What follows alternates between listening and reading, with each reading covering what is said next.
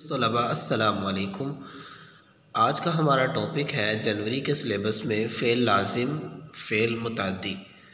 Grammar work हम online classes में करेंगे और जब हम लाइव आएंगे फिर आपका ये काम आपकी कॉपीज़ पर और आपकी बुक्स पर भी चेक करेंगे और आपसे इंशाल्लाह सुनेंगे भी और इसका टेस्ट भी लाजमी होगा। इसलिए बगौर इस बात को समझने की कोशिश करें कि फ़ेल लाजिम किसे कहते हैं। पहले आप ये जान लें कि लाजिम किसे कहते हैं और फिर मफ़ऊल की आपको इंशाअल्लाह ख़ुद ब खुद आसानी से समझ आ जाएगी।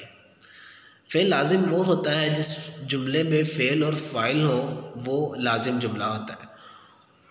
जैसे खलील बैठा, अब इसमें काम करने वाला कौन है? खलील है फ़ाइल, और काम क्या है? बैठना, यानी कि बैठा फ़ेल है। ये ऐसा जुमला है जिसमें फ़ेल और फ़ाइल मौजूद है। तो जिस जुमले में फ़ेल और फ़ाइल मौजूद हो वो लाजिम होता है। अगर हम कहें कि खलील कुर्सी पर बैठा, तो कुर्सी क्या है? जिस चीज़ पर काम होता है, जिस चीज़ पर बंदा बैठा होता है, वो क्या कहलाती है? वो मफ़ऊल कहलाती है। खलील कुर्सी पर बैठा, फ़ेल, फ़ाइल, मफ़ऊल। इसमें फ़ेल क्या है? बैठने वाला, काम करने वाला, वो कौन है? खलील है। अच्छा, इसमें काम क्या हुआ है? फ़ेल क्या है? जी, वो बैठने का अमल फ़ेल है। अच्छा, किस चीज़ पर काम हुआ है वो मफ़ऊल होता है। तो इसमें मफ़ऊल क्या है? कुर्सी मफ़ऊल है, कुर्सी पर बैठा है। तो ऐसा जुमला जिसमें फ़ेल और फ़ाइल मौजूद हो वो लाजिम, और जिसमें फ़ेल, फ़ाइल और मफ़ऊल तीनों चीज़ें मौजूद हों वो मुतअद्दी।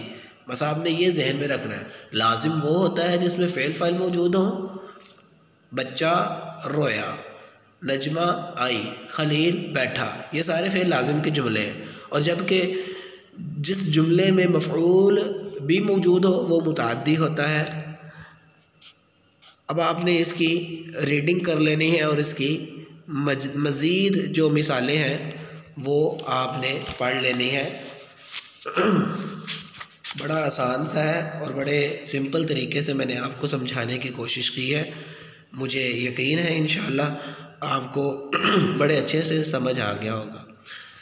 आज का हमारा इतना सही सबक है। आपने इसको उर्दू की नोटबुक पर लिखना है। पहले फ़ोल्डर बनाना है तीसरी समाई का, और फिर फ़ेल लाजिम और फ़ेल मुतअद्दी की आपने डेफिनेशन लिख लेनी है। ठीक है, 7th क्लास। अस्सलाम वालेकुम व रहमतुल्लाह।